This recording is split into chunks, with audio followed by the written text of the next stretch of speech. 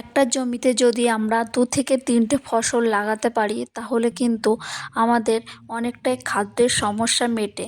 কারণ একই জমিতে 3টে ফসল হলে 3টে কাজে কিন্তু আমরা সেটা ব্যবহার করতে পারি। দেখো আমাদের কলা বাগানের ভিতর কলাই গাছ লাগিয়েছি, যেটা মাসকলাই বলা হয়ে থাকে ডালের বড়ি খাওয়ার জন্য।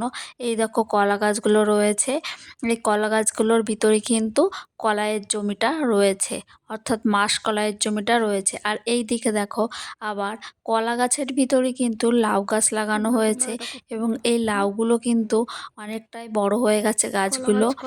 তাল দেওয়া হয়েছে লাউ গাছের ভিতরে, কিন্তু এর টালের ভিতরেই রয়েছে। দেখো ওই দেখো লাউ দেখা যাচ্ছে। এই লাউগুলোও কিন্তু বিক্রি করা হয়ে থাকে আমাদের বাড়িতে। আর এই লাউয়ের ডগাগুলোও কিন্তু আমরা খেয়ে থাকি। এই লাউয়ের ডগা, লাউ এগুলো যেমন বিক্রি করা হচ্ছে তেমনই কিন্তু বাড়ির কাজেও লাগানো হচ্ছে, অর্থাৎ বাড়ির খাওয়ার কাজেও লাগানো হচ্ছে। তাহলে কতটা না ভালো হলো বলো। তাহলে এই দেখো কলাই জমি রয়েছে, তোমাদের যেটা দেখালাম এই সাইডেও কিন্তু আমাদের একটা কলাইয়ের জমি রয়েছে, সেটাই কিন্তু এখানে দেখা যাচ্ছে। কলা গাছের ভিতরে কিন্তু লাগানো আছে। তাহলে আমরা কিন্তু এই পদ্ধতিটা অনুসরণ করতে পারি। আর এই দিকে দেখো বেগুন গাছ রয়েছে, বেগুনগুলোও কিন্তু আমরা খেয়ে থাকি। আর এই সাইডে আর একটা কলার জমি, তার ভিতর কিন্তু শস্য বোনা রয়েছে। সে শস্য শাকগুলোও কিন্তু আমরা বাড়িতে নিয়ে আসি।